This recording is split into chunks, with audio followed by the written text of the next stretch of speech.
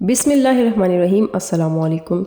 ناظرین، Pakistan supreme court نے آئین اور قانون کی نہیں بلکہ دین اسلام ہی کی بنیاد کو پارا کر کے رکھ دینے والا جو فیصلہ سنایا ہے، آج ہم اسی کے بارے میں بات کرنے جا رہے ہیں۔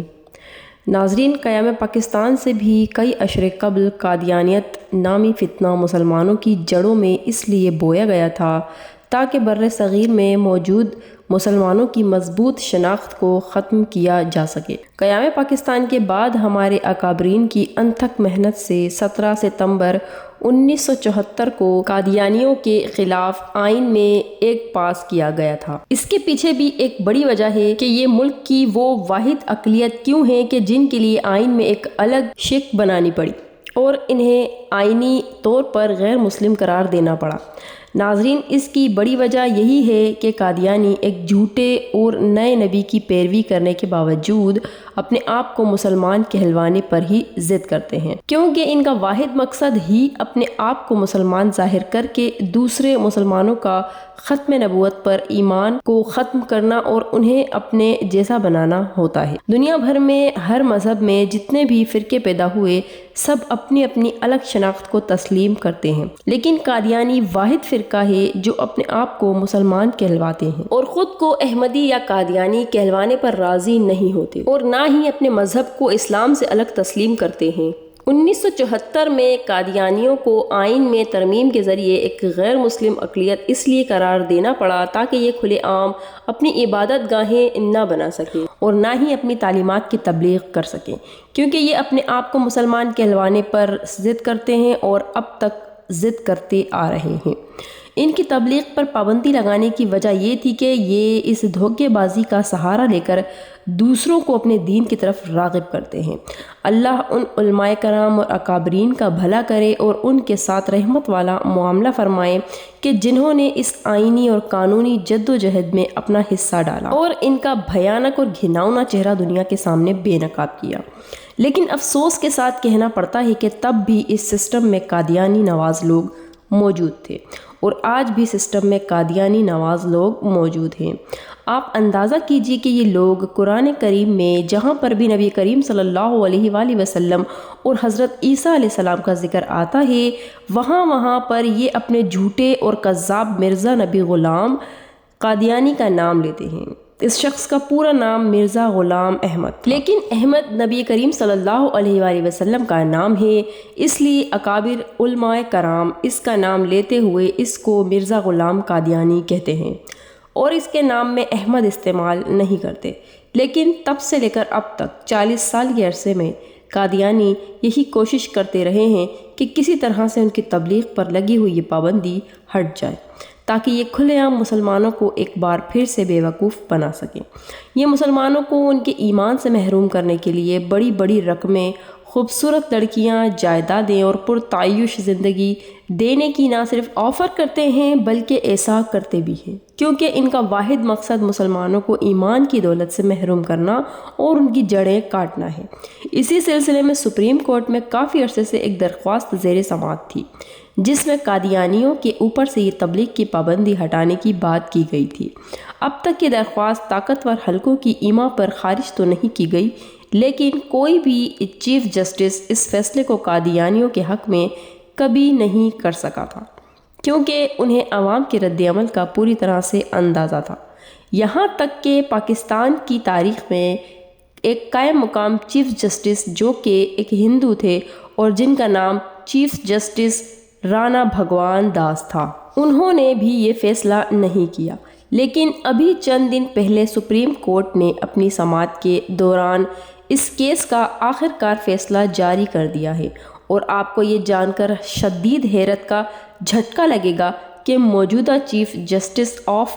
پاکستان قاضی فائز عیسیٰ، جو کہ اپنے آپ کو مسلمان کہتے ہیں، انہوں نے قرآن پاک کی آیات کا غلط ترجمہ اور تشریح سپریم کورٹ کے آرڈر کا حصہ بناتے ہوئے قادیانیت کو نہ صرف تبلیغ کی کھلی اجازت دے دی ہے، بلکہ انہیں اپنا قرآن اور ان کی اپنی تفسیر اور ترجمے سمیت جس میں شدید تحریف اور رد و بدل کیا گیا ہے اسے چھاپنے کی اجازت بھی دے دی ہے۔ اب آپ اندازہ کیجئے کہ اس عمل سے قادیانیوں کو کس قدر کھلا اور سنہرا موقع ملے گا کہ وہ اب کھلے عام بھولے بھالے اور ان پڑھ مسلمانوں کو بیوقوف بنا سکیں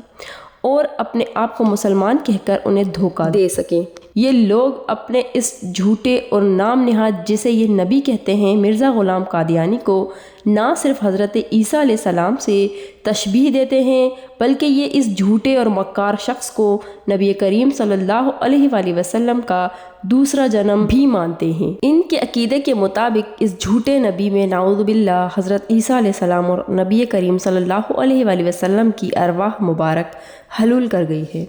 اب آپ آنے والے وقت کا اندازہ لگائیے اور سوچئے کہ یہ معاملہ اب کہاں پر جا کر رکے گا۔ آخر اس موقع پر جب پورے ملک میں شدید آئینی اور سیاسی بحران چل رہا ہے تو اس نازک فیصلے کو اس طرح کے نازک موقع پر جاری کرنے کے پیچھے کیا وجہ ہو سکتی ہے؟ اصل میں اس فیصلے سے ایک تیر سے دو شکار کیے گئے ہیں اور عوام کو اس بات کا اندازہ بھی نہیں ہو رہا۔ ناظرین، اس وقت ملک میں جاری آئینی اور سیاسی بحران کے پیچھے دراصل موجودہ ریاست اور اشرافیہ ہیں جو اپنی من پسند حکومت لانا چاہتے ہیں اور جن کے راستے کی ایک بڑی رکاوٹ عوام ہے۔ دوسری طرف قادیانی نواز حلقوں کو بھی اپنی سائٹ پر رکھنا اور حکومت سازی میں انہیں مخصوص نشستوں سمیت اکثریتی نشستوں پر حصہ دینا مقصود تھا۔ اس لیے اس فیصلے کو اس موقع پر جاری کرنے کی ایک وجہ عوام کا دھیان موجودہ آئینی اور سیاسی بحران سے ہٹا کر اس فیصلے کی طرف لگانا ہے تاکہ اس فیصلے کی آڑ میں اشرافیہ پوری طرح کھل کر کھیلتے ہوئے اپنی من پسند حکومت برسر اقتدار لا سکے، اور دوسری طرف اس طاقتور قادیانی حلقوں کو اپنی حمایت کا یقین دلاتے ہوئے ان سمیت اپنے غیر ملکی آقاؤں کو بھی خوش کیا جا سکے۔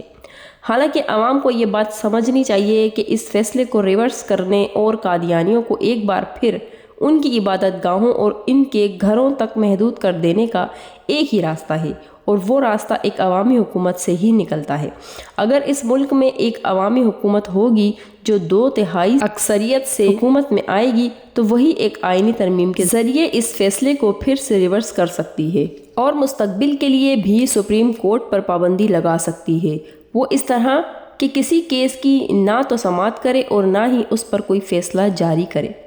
ناظرین، یہ فیصلہ اس موقع پر جاری بھی اس لیے کیا گیا ہے تاکہ عوام اس فیصلے کے نتیجے میں ہونے والے غموں اور اشتعال میں آ کر موجودہ آئینی اور سیاسی برتری کی جدوجہد کو ترک کر دے اور اس کی آڑ میں غیر ملکی آقاؤں کے دونوں منصوبے پورے کیے جا سکیں۔ حیرت کی بات یہ ہے کہ یہ تمام کھیل کھیلنے والے اپنے آپ کو ملک و دین کا محافظ بنا کر پیش کرتے ہیں، اپنے آپ کو قوم کا خیر خواہ کہتے ہیں اور خود کو بڑے فخر سے مسلمان بھی کہتے ہیں، لیکن نبی کریم صلی اللہ علیہ وآلہ وسلم کی ختم نبوت پر ڈاکہ ڈالنے میں یہ دن دہاڑے کسی بھی بے شرمی کی حد کو کراس کرتے ہوئے نظر آ رہے ہیں۔ لیکن عوام کا رد عمل اس سب کے برخلاف جو سامنے آ رہا ہے وہ بھی اپنی مثال آپ ہے۔